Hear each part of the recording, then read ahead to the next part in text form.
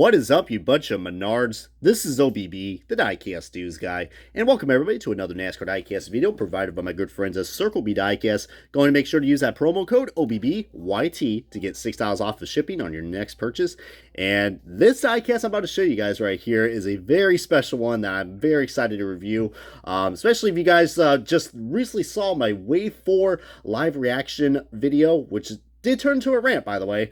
Go ahead and check that out because this one actually will look pretty quite familiar for a lot of you guys. But today is going to be on Brandon Jones's 2023 Jeld-Wen Menards Chevrolet Camaro for the NASCAR Xfinity Series and good old Junior Motorsports. So I know a lot of people are freaking out in the comments right now, and they're saying that this is the first ever Brandon Jones diecast that we got in the 164 line. Well, not necessarily, sweethearts. We'll probably talk about that car in a second, as let's go and start the unboxing and official diecast review of the Brandon Jones 2023 Menards car. And already, guys, we got this diecast out of its box, and man, let me tell you what, you guys know me, I am a huge fan of the Menards cars, so this one was definitely going to be one I was going to get in my collection right off the bat. And, you know, the Menards cars are nowhere, new to motorsports. Let's just say that. I mean, we all know the iconic number 12 Menards car from Ryan Blaney, the 88 Menards truck for Matt Crafton, and then for a while we had the Menards sponsorship with RCR and KHI, and then that went on to Team Penske, and now they are back with this guy right here, a long time supporter and driver of the Menards car for the Xfinity Series, Brandon Jones.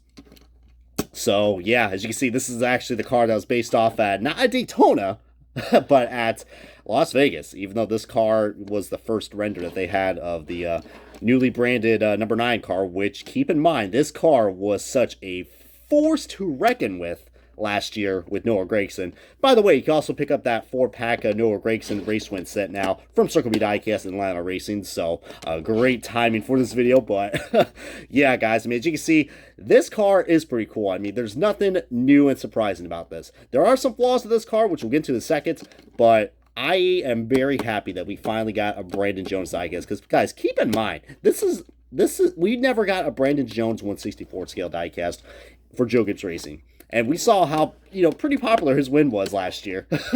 Or, after the whole Martins win, so now a lot of people were really excited for Brandon Jones. As much as that was a feel-good story for him, I will say this. This season alone has been absolutely freaking terrible. Not only for Brandon Jones, but for Junior Motorsports. But like what I said, guys, I mean, Brandon Jones, don't get me wrong, he is a pay driver. We all know that. But, he's got a decent personality. I mean, you can definitely tell that he's got that southern accent. But, he's got an interesting personality. But just, he'll have some moments that, he'll shine bright.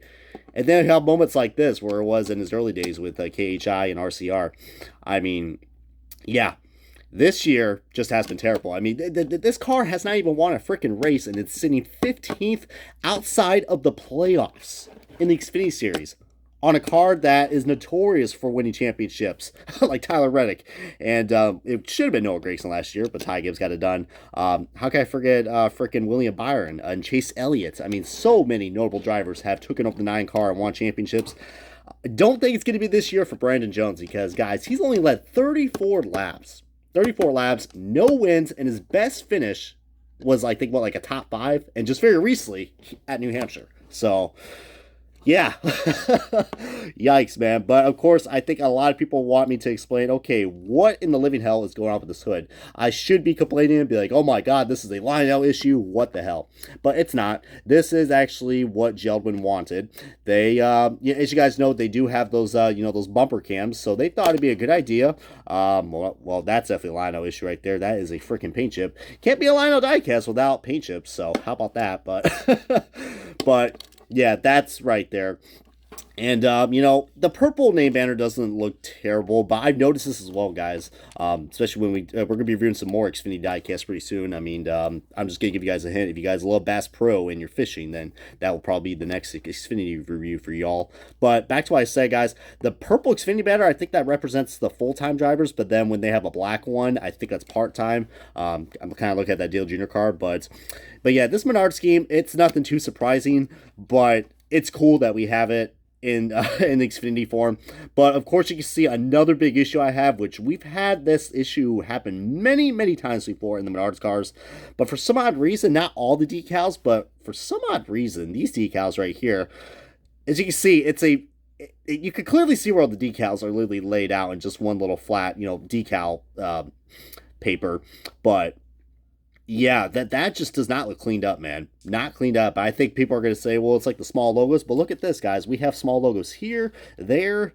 I don't understand why we keep having this issue. And you can see there's even small words right there. And there's no weird orange outline or, whatever the hell this is. It looks like these sponsors got highlighted. It'd be like, all right, let's highlight the section, boys and girls. Same thing with the 9 right here. That just looks, not really good. And the Junior Motorsports logo.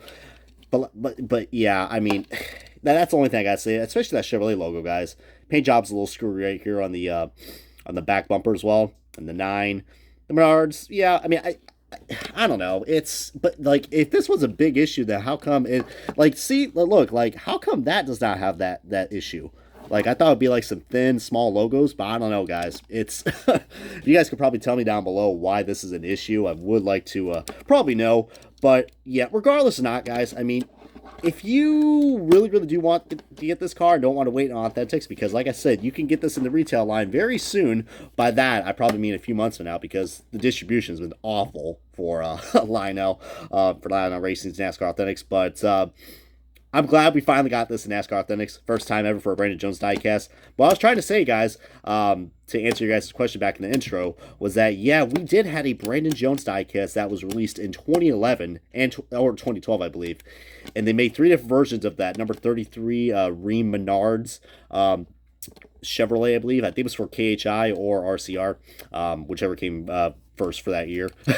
But it was like Matt Crafton, Brandon Jones, and I think Max Pappas. So technically, that is the first Brandon Jones diecast that we got. But long behold, nearly almost 10 years later, we finally got ourselves another one.